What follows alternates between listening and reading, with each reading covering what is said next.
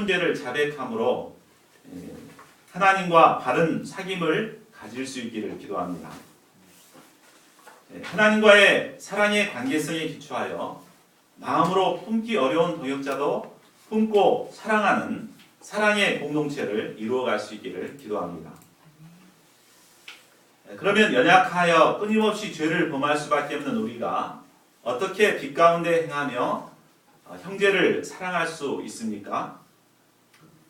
사도 요한은 오늘 말씀을 통해 그 비결을 우리에게 가르쳐주고 있습니다. 본문 말씀을 통해 그 비결을 배우고 저희 모두가 빛 가운데 행하는 하나님께서 기뻐하시는 신앙인들로 성장할 수 있기를 기도합니다. 1절을 보십시오. 사도 요한은 자신이 전한 복음을 영접하고 구원을 얻은 영적 자녀와 같은 성도들에게 권면하고 있습니다. 우리 1절 상반절까지 하려 함이라 여기까지 같이 읽어보겠습니다. 시작. 나의 자녀들아, 내가 이것을 너희에게 쓰면 너희로 죄를 범하지 않게 하려 함이라. 사도 요한은 영적 자녀와 같은 성도들이 죄를 범치 않도록 하기 위해서 이 편지를 쓰고 있다고 말하고 있습니다. 그들은 예수 그리스도의 복음을 영접하고 영혼의 구원을 받은 성도들입니다.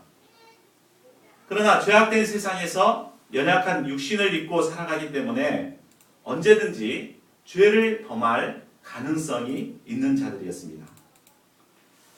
특히 당시 소아시아 교회 성도들은 영지주의 이단 사상의 영향을 받아 죄에 넘어질 위기에 처해 있었습니다.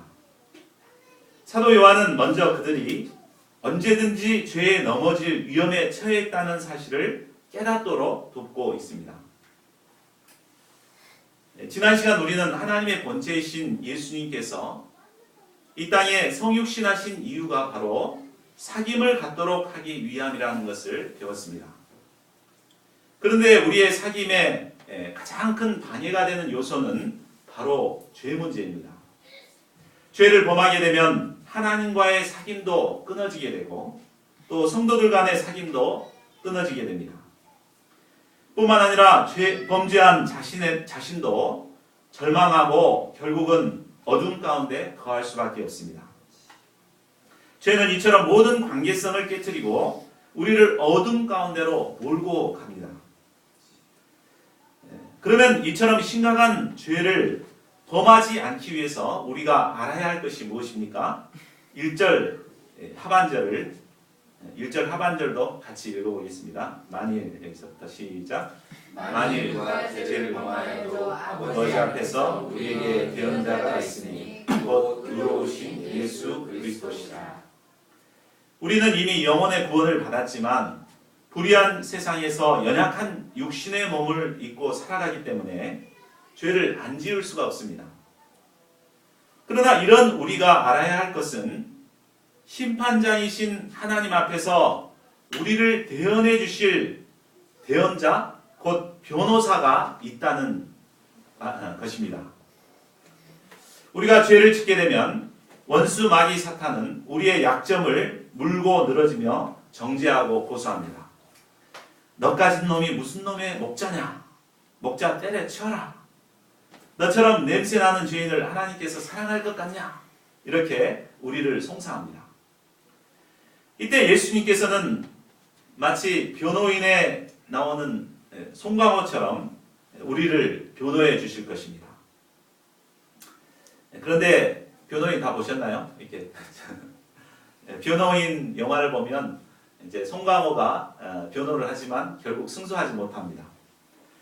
공권력의 힘에 눌려서 승소를 못하게 됩니다. 그러나 예수님께서는 우리가 어떤 몹쓸 죄를 지었다 할지라도 우리를 위해 변호도 해주시고 결국은 100% 승소해 주십니다. 왜 그렇습니까? 2절을 보십시오. 바로 예수님께서 우리 죄를 위한 화목 제물이 되셨기 때문입니다. 예수님은 이미 우리의 모든 죄를 십자가에서 대신 담당해 주신 분이십니다.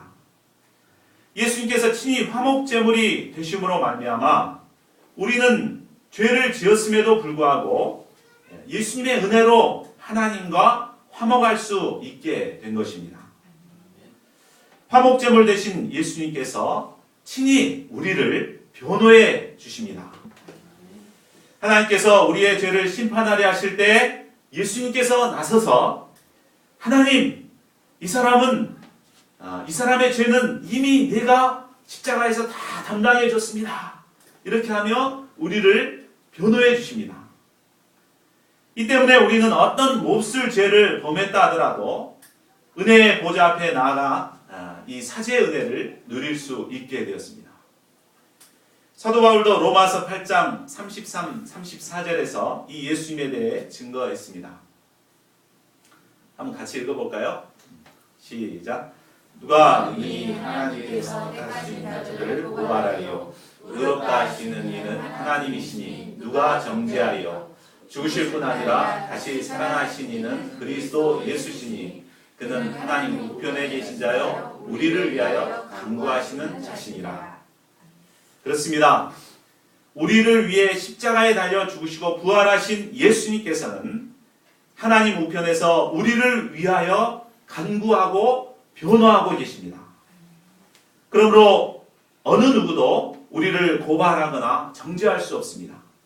우리가 있는 모습 그대로, 죄 지은 모습 그대로 예수님께 나아갈 때 하나님의 우편에 앉으신 예수님께서는 하나님 앞에서 우리의 죄를 변호하시고 우리의 모든 죄를 특별 사면해 주십니다. 우리는 예수님의 십자가의 사랑을 영접하여 구원의 은혜를 받은 자들이지만 연약하여 원치 않게 죄에 넘어질 때가 많습니다. 회개하고 다시는 죄를 짓지 않겠다고 다짐도 해보지만 또다시 반복해서 죄에 넘어집니다. 그러나 이때 우리는 우리의 곁에서 우리를 도우시고 우리를 변호하시는 예수님을 바라봐야겠습니다. 반복해서 죄를 범했기 때문에 염치가 없지만 그럴지라도 믿음으로 담대히 예수님께 나아가 도움을 구할 수 있기를 기도합니다. 3절을 보십시오. 우리에게 대언자 예수님이 계시긴 하지만 중요한 것은 나와 예수님과 아는 관계인가 모르는 관계인가 이것이 중요합니다. 본문에 안다라는 단어는 헬라어로 기노스코, 곧 지식적으로 아는 것이 아니라 체험적으로, 경험적으로, 인격적으로 아는 것을 말합니다. 제가 박근혜 대통령을 잘 압니다. 왜냐하면 맨날 뉴스에 보면은 제일 먼저 등장하기 때문입니다. 그러나 박근혜 대통령은 저를 전혀 모릅니다. 그렇죠? 이것은 아는 것이 아닙니다. 아는 것은 인격적으로 서로 경험적으로 잘 이렇게 아는 것입니다. 마태복음 7장 22, 23절을 보면 마지막 날 많은 사람들이 심판대 앞에서 이런 해프닝이 벌어질 것이라고 예수님께서 말씀하셨습니다. 그 내용이 뭡니까? 많은 사람들이 예수님 앞에 나와서 주여 우리가 주의 이름으로 선지자 노릇하며 주의 이름으로 귀신을 쫓아내며 주의 이름으로 많은 권능을 행하지 아니하였나이까 하며 예수님을 아는 척할 것이라고 합니다. 그러나 이때 예수님의 대답이 무엇입니까? 내가 너희를 도무지 알지 못하니 불법을 행하는 자들아 내게서 떠나가라 라고 할 것이라고 말합니다. 이를 볼 때 신앙생활에 있어 가장 중요한 것은 선지자 노릇을 하고 귀신을 쫓아내고 능력 있는 일을 하고 이것이 아니라 바로 나와 예수님과의 관계성입니다. 서로 아는 관계성이 중요함을 배우게 됩니다. 신앙생활에 있어 예수님과 나와의 바른 관계성을 맺는 것이 무엇보다 가장 중요한 것입니다. 그러면 우리가 과연 예수님과 아는 관계인지 아니면 머리로만 아는 사이인지 우리가 어떻게 알 수 있을까요? 한번 과연 예수님이 재림하셔서 나타나시면 나를 알아볼까? 우리가 어떻게 알 수 있습니까? 3절, 4절을 보십시오. 그것은 계명의 말씀을 지키는가 안 지키는가를 보면 알 수 있습니다. 예수님과 인격적인 관계성을 맺고 예수님을 잘 아는 사람은 바로 예수님의 계명의 말씀, 하나님의 계명의 말씀을 잘 지키게 됩니다. 그러나 예수님을 안다고 하면서도 계명의 말씀을 지키지 않는 자는 사실은 거짓말장이요 진리가 그 속에 없는 자입니다. 그러면 예수님을 아는 자들이 지켜야 할 계명의 말씀은 무엇일까요? 7절에서 12절을 보면 그것은 바로 형제 사랑임을 알 수 있습니다. 7절을 보면 사도 요한은 형제 사랑을 옛 계명이라고 말합니다. 이는 형제 사랑이라는 계명이 새삼스러운 계명이 아니라 옛날부터 쭉 있어왔던 계명이라는 것입니다. 구약 성경을 보면 하나님께서 십계명을 우리에게 주셨죠. 그런데 십계명을 요약해 보면 첫째 계명부터 네 번째 계명까지는 하나님을 사랑하라는 것이고, 다섯째 계명부터 10번째 계명은 바로 이웃을 사랑하라는 이 두 가지로 요약됩니다. 그런데 이 옛 계명은 예수님으로 말미암아 새 계명이 되었습니다.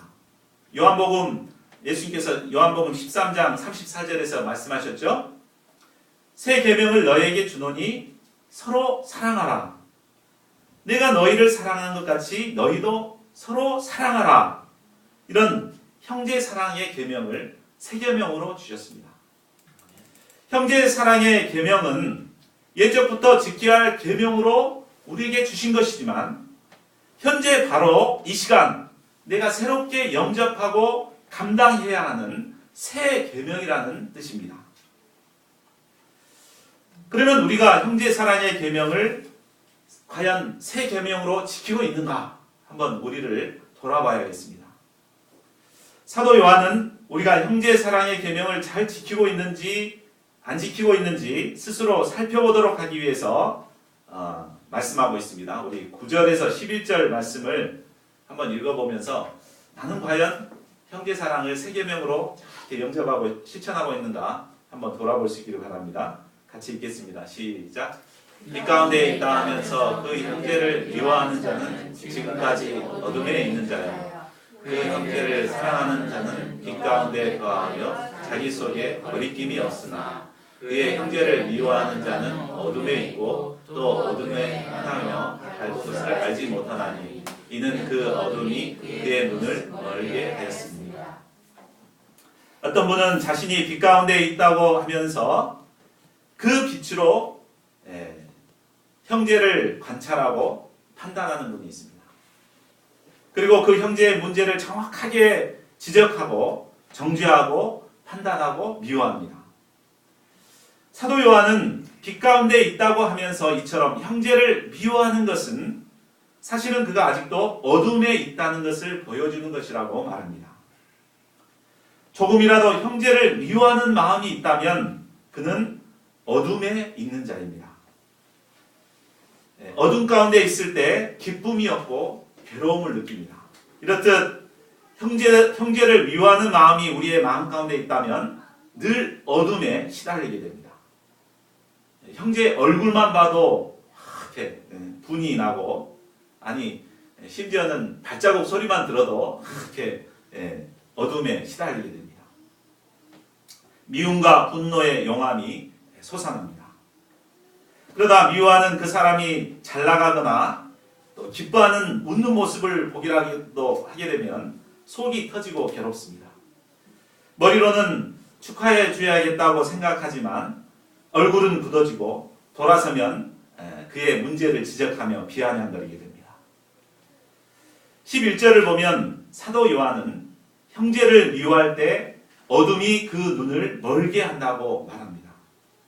형제를 미워하면 눈이 멀어서 형제의 좋은 점은 보이지 않고 나쁜 점만 보여집니다. 그리고 반면에 자신의 문제는 어떻게든 좋게 합리화하고자 합니다. 형제를 미워하는 그것이 회개 제목이 아니라 마치 거룩한 목자의 심정이라도 된다는 듯 착각에 빠지게 됩니다. 형제를 미워하는 자는 빛 가운데 있는 자가 아닙니다. 어둠 가운데 방황하는 비뚤어진 사람입니다. 그러나 반면 형제를 사랑하는 자는 어떻습니까? 10절을 다시 보십시오. 그의 형제를 사랑하는 자는 빛 가운데 거하여 자기 속에 거리낌이 없으나 형제를 사랑하는 자는 자기 속에 거리낌이 없다고 말합니다. 여기서 거리낌이 없다는 말이 NIV 성경에 보면 nothing in him to make him stumble로 나와 있습니다. 이 말은 그 마음속에 다른 사람을 넘어지게 하거나 상처받게 하거나 환멸을 갖게 하는 요소가 전혀 없다는 말입니다. 그러니까 형제를 사랑하는 사람은 다른 사람에게 상처를 주거나 힘들게 하지 않고 그에게 소망을 주고 믿음과 격려의 말을 하게 된다는 말입니다. 우리는 때로 나는 그 형제를 돕기 위해 이렇게 했는데 상대방이 그것을 잘못 이해해서 상처받고 거리낌이 되었다라고 말합니다. 그래서 나에게는 문제가 없고 그 사람에게 문제가 있다 이렇게 지적합니다. 그러나 거리낌이 되는 것은 결국은 나의 문제인 것입니다. 예수님께서도 마태복음 18장 6절에서 누구든지 나를 믿는 이 작은 자 중 하나를 실족하게 하면 차라리 연자 맷돌이 그 목에 달려서 깊은 바다에 빠뜨려지는 것이 나으리라고 하였습니다. 참 무서운 말이죠. 작은 자 하나를 힘들게 하거나 실족시키는 것은 연자 맷돌을 목에 달고 죽어야 할 만큼 심각한 죄라는 것입니다. 그러므로 어떤 형제라도 나로 인해 실족했다고 한다는 것은 아무리 본의 아니게 그렇게 됐다고 우길 것이 아니라 바로 내 속에 거리낌이 있다는 것을 깨닫고 회개해야 할 일입니다. 우리는 내 속에 거리낌이 있는지 없는지 to make him stumble 이것이 있는지 없는지를 돌아봐야 합니다. 빛 가운데 거하는 사람은 결코 그 속에 어두운 구석이나 거리낌이 있을 수 없습니다. 우리가 빛 가운데 거함으로 형제에게 참된 사랑을 베풀 수 있기를 기도합니다. 13절과 14절에는 요한이 편지를 쓰고 있는 대상이 구체적으로 어떤 자들인가 나오고 있습니다. 이들은 크게 세 부류로 나누어지는데 한 부류는 아이들로서 신앙적으로 성숙하지 못한 초신자들을 가리킵니다. 두 번째는 아비들로 신앙이 성숙한 신자들을 가리킵니다. 세 번째가 청년들인데 이들은 한참 의욕적으로 성장해가는 자들을 말합니다. 우리는 다 이 셋 중에 한 부류에 속하죠. 요한의 가르침은 이제 막 하나님을 알기 시작하는 초신자거나 또 태초부터 계신 하나님과의 깊은 관계성을 맺고 있는 성숙한 신자들에게 다 필요한 말씀입니다. 특히 요한은 정열적으로 하나님의 역사를 섬기고 악의 세력과 싸워 이기는 청년들에게 초점을 맞추어 그들에게 권면하고 있습니다. 그러면 초신자나 성숙한 영적 아버지나 청년들에게 요한이 가르치고자 하는 내용이 무엇입니까? 우리 15절에서 17절을 보십시오. 사도 요한은 영적인 차이가 있을지라도 모든 신자들이 세상에 대해 가져야 할 자세가 어떠해야 하는가를 말해주고 있습니다. 우리 15절을 함께 읽겠습니다. 15절 시작.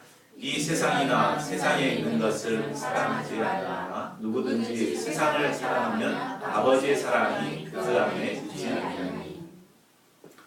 이 세상이나 세상에 있는 것들을 사랑하지 말라. 이는 강한 부정 명령형으로 세상에 대한 미련과 세상 가치관을 온전히 버리라는 명령입니다. 초신자가 됐건 성숙한 신자가 됐건 또 영적인 승리를 거둔 청년이 됐건 모두 다 공통적으로 세상과 세상 것들을 사랑하기가 쉽습니다. 여기서 세상이란 하나님을 거역하고 하나님을 대적하는 모든 장소를 말합니다. 이런 세상에는 사랑할 만한 것들, 또 좋아 보이는 것들이 참으로 많이 있습니다. 멋있는 집이 있고 승차감이 좋은 차가 있고 아름다운 가구들, 또 멋있는 별장, 큰 소리 칠 수 있는 권세 등 사람들이 사랑할 만한 모든 것들이 들어있습니다. 그러나 그런 것들은 매력적이긴 하지만 우리가 마음과 성품과 힘을 다해 사랑할 만한 가치는 되지 못합니다. 우리가 이 세상과 세상에 있는 것들을 사랑치 말아야 할 중요한 이유는 세상에 대한 사랑과 하나님께 대한 사랑이 공존할 수 없기 때문입니다. 빛과 어두움, 의와 불의가 공존할 수 없듯이 세상에 대한 사랑과 하나님께 대한 사랑이 공존할 수가 없는 것입니다. 하나님은 세상의 가치관과 죄를 미워하시는 거룩하신 분이십니다. 그러므로 하나님을 사랑하고 섬기면서 동시에 그가 미워하고 그에 반대되는 것을 사랑한다는 것은 불가능한 것입니다. 마태복음 6장 24절에서 예수님께서는 말씀하십니다. 한 사람이 두 주인을 섬기지 못할 것이니 혹 이를 미워하며 저를 사랑하거나 혹 이를 중히 여기며 저를 경히 여김이라. 너희가 하나님과 재물을 겸하여 섬기지 못하느니라. 16절을 보십시오. 우리가 세상을 사랑치 말아야 할 첫째 이유는 세상은 육신의 정욕과 안목의 정욕과 이생의 자랑으로서 이는 다 아버지께로 온 것이 아니요 세상으로 쫓아온 것이기 때문입니다. 세상에 있는 모든 것을 분석해 보면 결국 이 육신의 정욕, 안목의 정욕, 이생의 자랑 이 세 가지로 구분될 수 있습니다.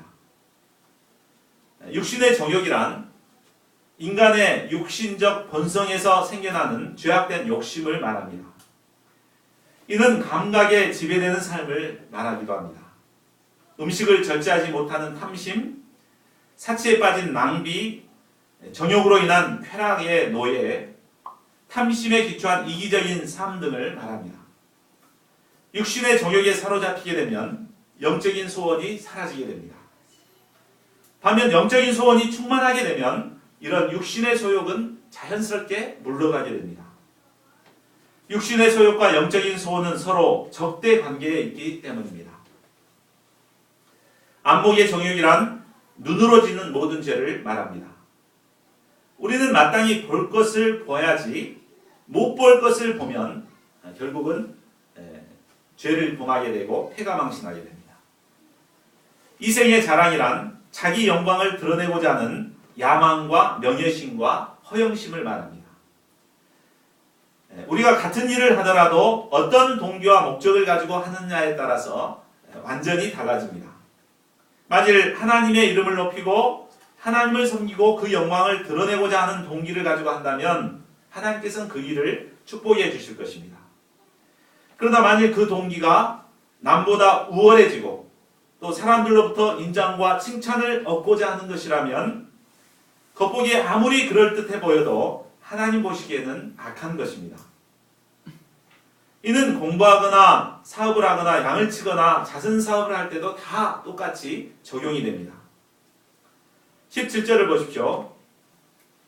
그리스도인들이 세상을 사랑하지 말아야 할 둘째 이유는 세상에 있는 모든 것이 다 지나가기 때문입니다. 이 세상에 있는 것은 일시적인 것이요 결국에는 다 소멸되고 말 것입니다. 세상에 있는 것은 마치 사탕 말린 독약과도 같습니다. 이것들은 겉으로 볼 때 멋있고 아름답고 달콤해 보이지만 이는 순간적이고 또 여기에는 우리를 파멸시키는 독약이 묻어 있을 뿐입니다. 그러므로 우리는 세상의 것에 미혹되어서는 안 되겠습니다.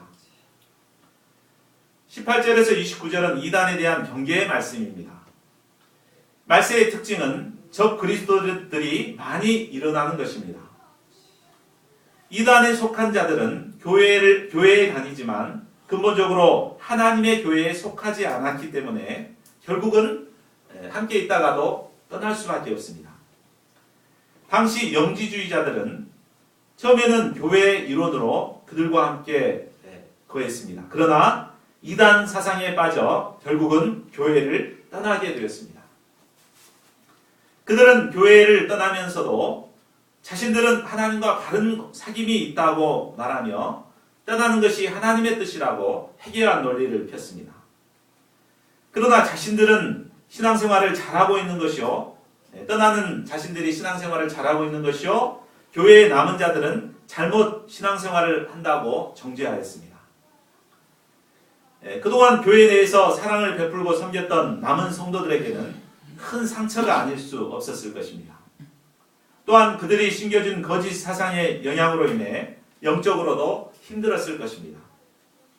이런 그들에게 사도 요한이 하고자 하는 바가 무엇입니까? 첫째로 성령의 기름 부음으로 진리를 분별해야 합니다. 20절을 보십시오. 사도 요한은 남은 성도들에게 말합니다.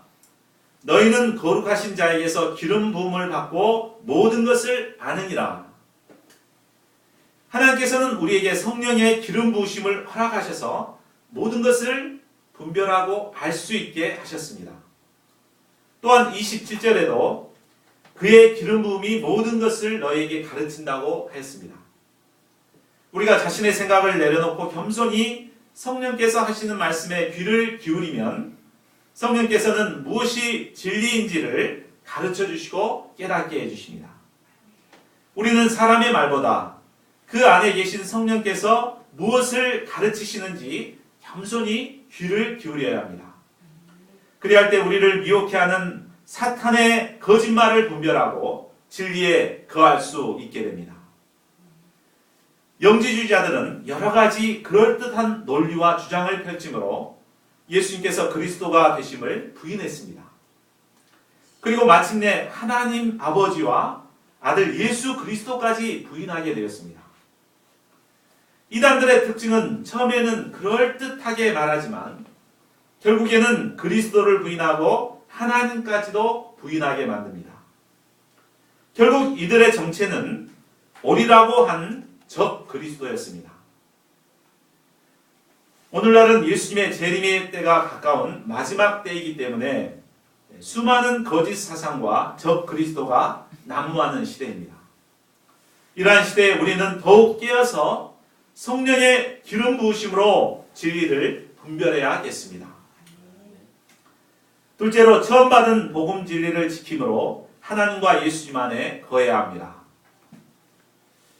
교회 내에 분열이 일어나거나 또 이단 사상이 교회에 들어오게 되면 남은 성도들의 신앙도 흔들리게 됩니다. 과연 내가 믿음 생활을 잘하고 있는 것인가? 내가 잘못 믿고 있었던 것은 아닌가 하는 회의가 듭니다. 이런 그들에게 필요한 것이 무엇입니까? 24절을 보십시오. 사도 요한은 너희는 처음부터 들은 것을 너희 안에 거하게 하라고 권면합니다.